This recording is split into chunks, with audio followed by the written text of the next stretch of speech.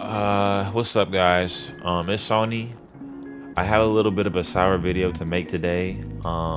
It might divulge into a bit of a rant, so I'm going to try to keep myself focused on what I want to say to you guys.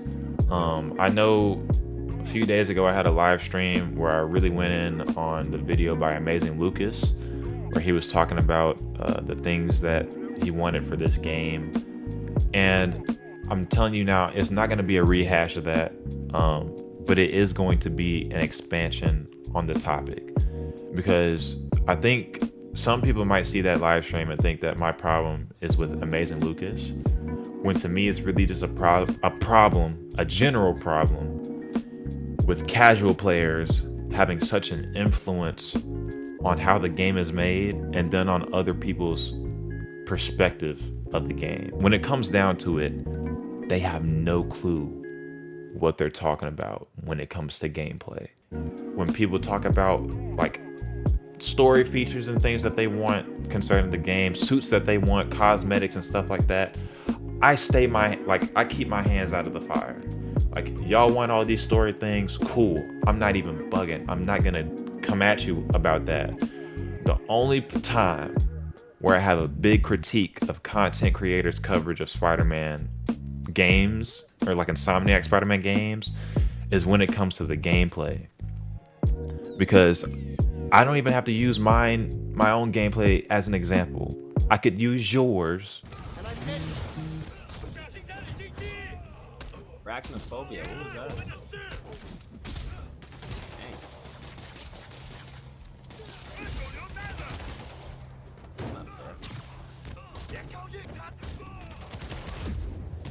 God dang. You don't know how to play the game. Or if you do understand how to play a game, your knowledge of it is so surface level that you don't really know all that you can do. Yet you make these critiques and arguments and bring up these concerns to these developers that are either useless or don't help the game's like actual potential. It can be from the casual perspective that likes the game and the casual perspective that doesn't like the game, or they don't like a lot of aspects about the game, like Amazing Lucas, David Jaffe, people like that, people that don't play it to the level that I do. Because, you know, David Jaffe is a game developer and things like, bro, that doesn't make you a great player of the game. Even in God of War, I know tons of people that could play God of War better than David Jaffe. Even though he had a hand in making it, it doesn't make you a great player. So again, I'm not trying to throw shade. It's just the facts. It's the observable facts. I've seen every single person that I mentioned in this video. I've seen how they play the game. I see them talking about it should be harder. Spider-Man specifically. Spider-Man should be a harder game. The difficulty should go up. Yet every time when I'm watching your gameplay videos, or if you have a live stream, or if you have some form of playing the game on your channel, guess what pops up? You got soup mods that help on defense. You have the difficulty at spectacular or amazing, some of you. You have to keep pressing the heal button in order to get through a level. So it just confuses me. If the game is as easy as you say it is, why do you have so many handicaps? Why do you have to press the heal button? Why do you have to use these soup mods that increase your defense stats? Like, what's the point? Because from someone that does feel like the game is a little too easy, I certainly don't have to press the heal button all the time. I certainly don't have to put on defensive soup mods or increase my damage in order to get through a level or a base. When you watch my videos, you don't see that. I only have 2 soup mods for most of my combos: Scavenger and Threat Sensors. The only reason why I have threat sensors on is because it allows me to do some creative things with the combat. That's it. But if I wanted to take it off, I can, and I'd be completely fine in the game. Completely fine.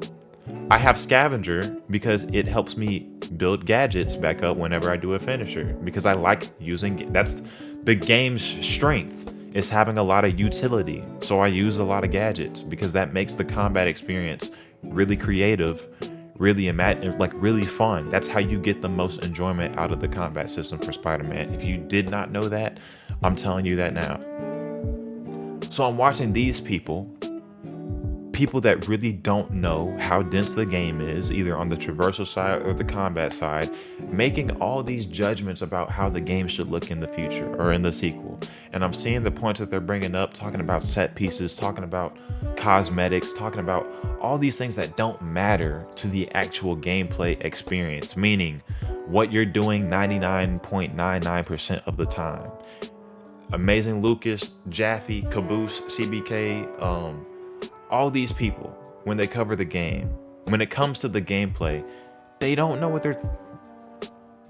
they can do already. You don't even. It's just a bunch of useless stuff, useless things trying to be implemented in the game, and I'm like, it's not gonna help. People are going into Spider-Man 2 thinking that the biggest problem potentially with the game is that Venom isn't playable. And I'm like, so what? So what? That's not important, bro. Like, what's important is the two characters that you know you're going to be playing most of the time are fleshed out to the fullest.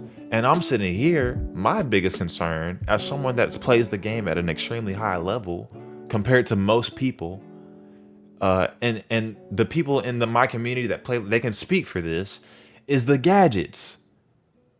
When you lower the utility in your combat gameplay, you make it less creative, less expressive, less like. There's a reason why games like Hogwarts Legacy, even though I have no clue about Harry Potter, don't care about Harry Potter in the slightest, was so fun to me, or a Devil May Cry, games like this that have a lot of player utility, where you can manipulate so much of the experience, are so good. It's because you had that utility. And when you're looking at it from a perspective of you're putting in all these abilities, and it's scary because the abilities that I've seen so far have been damage dealing, not more so utility focused. And I'm like, okay, this might affect the creativity. This might affect the interactability of the game. Like what am I able to do compared to the first game? Because people don't know how good that game was. When it came to the combat, when it came to the traversal, things that you could do, things that you could actually do to be creative. And I'm just sitting here, I'm like, they don't know what they're talking about. And it's scary. Like the casual player experience has so much of an impact on where this game's direction is going. That's the scary part. That's, if I consider anything bad or ugly about the game, is that you have a bunch of casual players that have the biggest, loudest voices about where this game should go.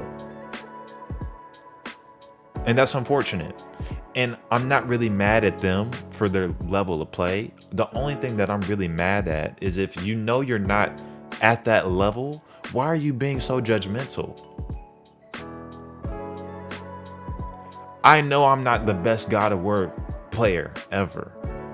So I'm not going to try to tell developers how the gameplay experience should look like for God of War. I'm gonna let GBG do that. I'm gonna let SMVR do that. I'm gonna let people that can really play the game or are really good at it and know its weaknesses and its strengths are to dictate that gameplay experience. Why would I let someone that doesn't know anything about the game tell people that are making it what you should be doing? And that's really all I wanted to bring to attention, is that there's like a lot of that discourse going around, and I feel like people are losing sight of what you should really be focusing on. And they can't even lose sight in the first place because they never had the sight. Yeah, I said my 2 cents. It's all of it's bad to me. That's just how I feel about it. Y'all have a good day, bro. Again, I'm still excited for this game, but that is a big fear. Just the amount of creativity we're gonna have in the combat, because I feel like that's kind of getting swept under the rug when people talk about this game. So, yeah. Peace out, bro.